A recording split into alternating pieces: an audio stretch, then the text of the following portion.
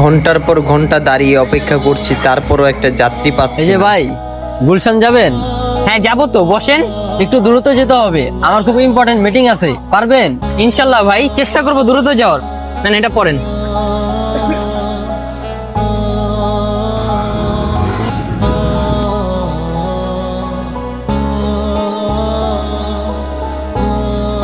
ভাই একটু নামেন। কি হইলো ভাই, মাঝ রাস্তায় গাড়ি থামালেন কে? কোনো সমস্যা? ভাই আসরের আজান দিয়া দিছে আর নামাজের সময় হয়ে গেছে, আমি একটু নামাজটা পড়ে আসি। আজব তো, মাঝ রাস্তায় নামাজের জন্য এভাবে কেউ দাঁড়ায়? সামনে বড় একটা পাম্পে দাঁড়াইতা, তুমি নামাজে যাইতা, আমি অসময় যাইতাম। ভাই সামনে ভালো কোনো পাম্পে যেতে যেতে আসরের ওয়াক্ত শেষ হয়ে যাবে, তখন তো আমার নামাজটা কাজা হয়ে যাবে। আর আমি জামাত ছাড়া একলা একলা নামাজ পড়লে তো সব কম পামু। আপনি চাইলে আমার সাথে নামাজ পড়তে যেতে পারেন, আল্লাহর হুকুমটাকে পালন করে নি, সময় বেশি লাগবে না। এই তাড়াতাড়ি আইও, আমার কিন্তু অনেক তাড়া আছে।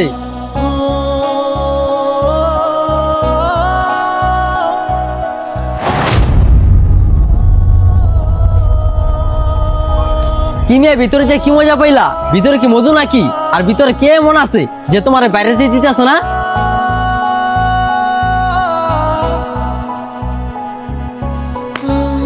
সামান্য 4 রাকাত নামাজ পড়তে তোমার এত সময় লাগছে? ভাই আপনি আমার জিজ্ঞেস করলেন না ভিতরে কে এমন আছে যে আমার বাইরে হইতে দেয়নি? ভিতরে তিনি আছে যিনি আপনার এত ধন সম্পদ টাকা পয়সা থাকা সত্ত্বেও এই পবিত্র ঘরে ঢোকার আপনাকে অনুমতি দেয়নি। ভাই নামাজ পড়ার তৌফিক মেলা আর আল্লাহর দরবারে সেজদা দেওয়ার সুযোগ, এটা কিন্তু টাকা পয়সা দিয়ে পাওয়া যায় না। এটা সম্পূর্ণ ভাগ্য আর কিসমতের উপরে নির্ভরশীল।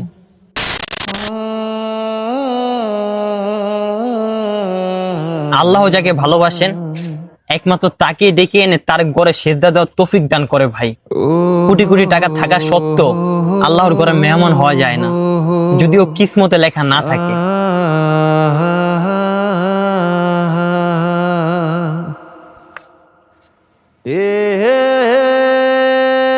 হ্যালো, মিটিং এর টাইমটা ক্যান্সেল করো, সন্ধ্যার পরে টাইমটা ফিক্স করো। ভাই ওজুখানাটা কোনখানে? আমার ওজুখানাটা দেখা দেন না, আমি আল্লাহর কাছে যাইয়া 5 ওয়াক্ত সেজদা দেওয়ার ভিক্ষা চামু। এই যে এইখানে ওজুখানা, তাহলে আপনি নামাজটা পড়ে আসেন, আমি অপেক্ষা করি গাড়ির সামনে। ঠিক আছে ভাই।